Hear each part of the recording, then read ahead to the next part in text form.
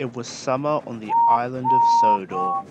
More and more people flocked to the island to visit its picturesque countryside and beautiful beaches. In recent years, however, more and more people were coming just to see the railway and all the engines running it. This was thanks to the Railway series books, which had gotten very popular with children and grown-ups alike. It seemed that everyone wanted to visit the Fat Controller's engines. It wasn't uncommon to see families visiting the railway this time of year. Unfortunately, it made a lot of the engines rather conceited. Thank you. I'm so glad to please my adoring fans. Oh, come off it, James. You're in children's books. You're not a celebrity. Ha! You're just jealous, Emily, because they haven't written you in one. I don't blame the Reverend, seeing how old-fashioned you are. If being in a book makes me as puffed up as you, I want no part in it. Ha! You know what you are, Emily?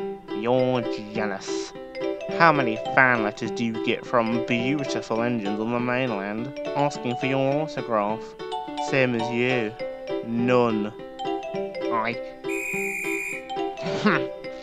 This isn't over. And she had the cheek to doubt that I get fan mail. I mean, honestly. Those engines just don't understand. You're right, James. Emily probably is jealous. Exactly. Speaking of our fan base that we built up, I have had a lot of them come into my branch line. My trains have been more packed than ever. I don't think I've ever been so proud. I don't think I've ever been so tired. Some of them even come on Gordon's Express, and Bertie brings them down for me. Makes sense, seeing how I am the most popular.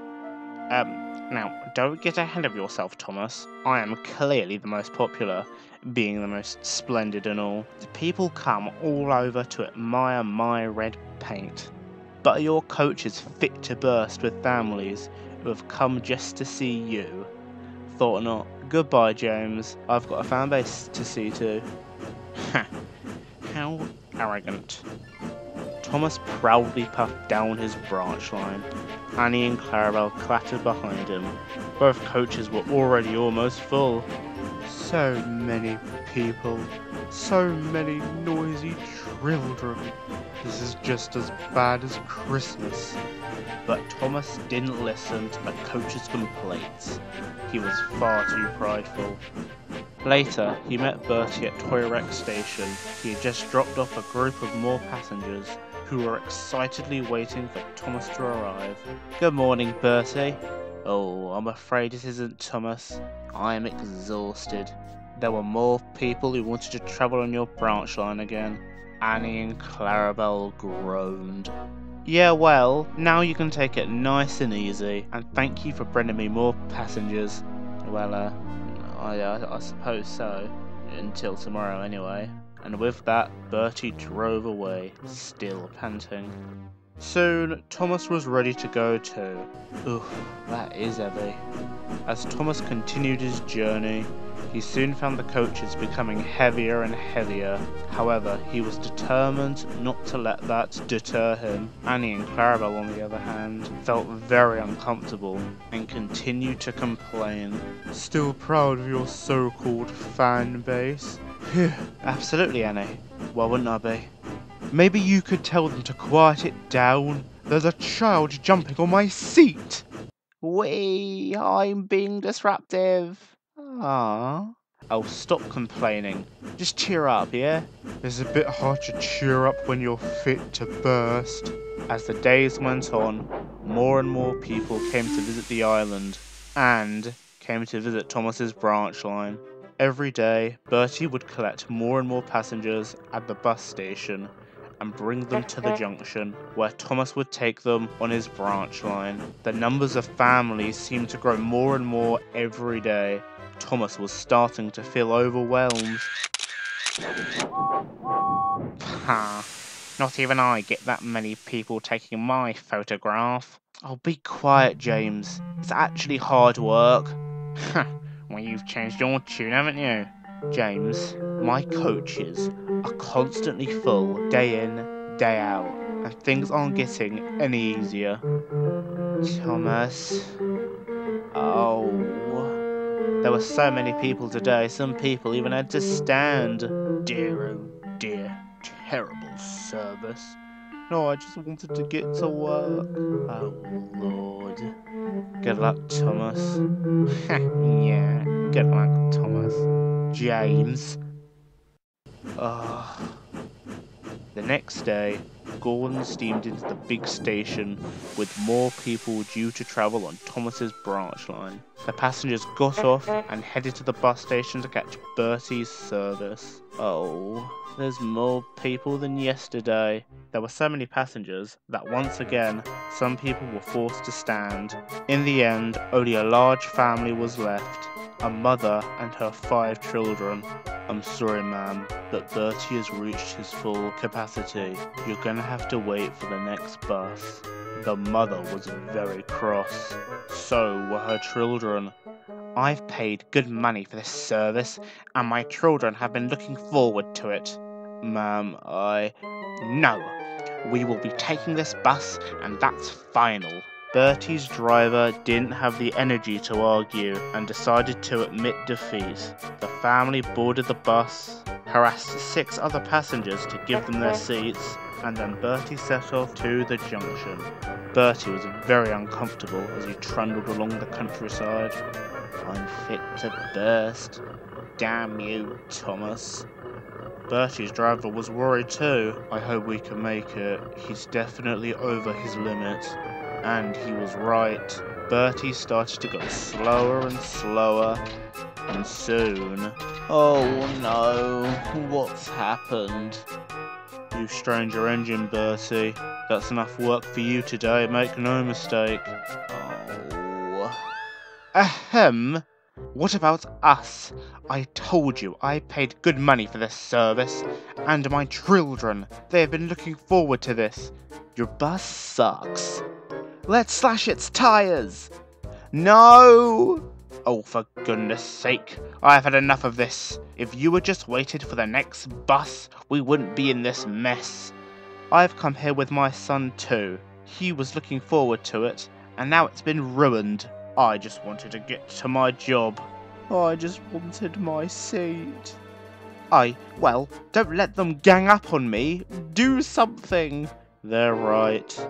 I should have never have let you on. So yeah, you're pretty much responsible. Ah! Gregory, do something! Anyway, I'm gonna go call for help. I suggest you lot write your wills. Soon, a double-decker bus arrived to collect Bertie's passengers. Once everyone had boarded it, it sped off to the junction. Luckily, Thomas was still there when they arrived. Huh? Where's Bertie? Broke down. There were too many passengers for him. For him? But what about me? Okay, that's enough. Too many people are on board. I'm afraid you're going to have to get back on the bus. But my family. Not my problem. Hey, stop! Get back here! Sheesh. Some people. It's a shame though. So many people's days have been ruined. If only we had another coach. Another coach? Clarabelle, that's brilliant. Oh well, I have my ways. Don't get too big for your guard's compartment. Sorry. When Thomas arrived back at the big station, he spoke to the fat controller. Another coach, you say? Yes, sir. At least until the summer is over. It would really help us out, and it would stop Annie and Clarabelle from being so overloaded.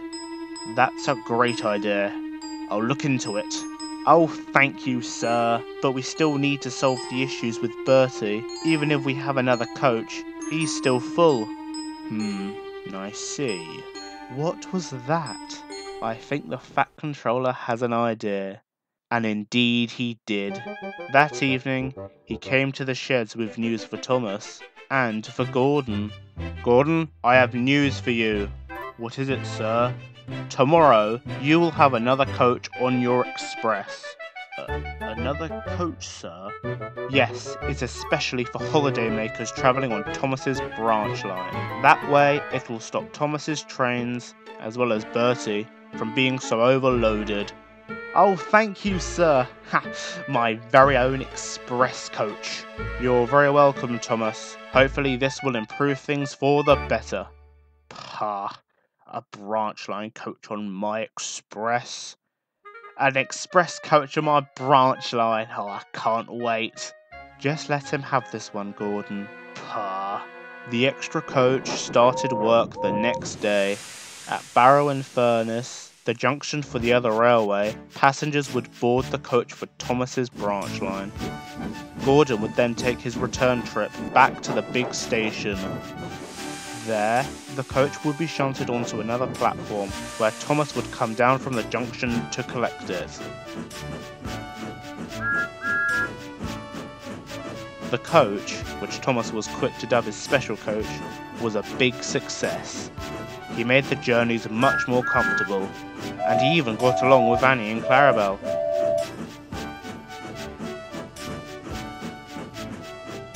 He did so well that the Fat Controller decided to keep him on after the summer season had ended, until he was finally retired back to regular service.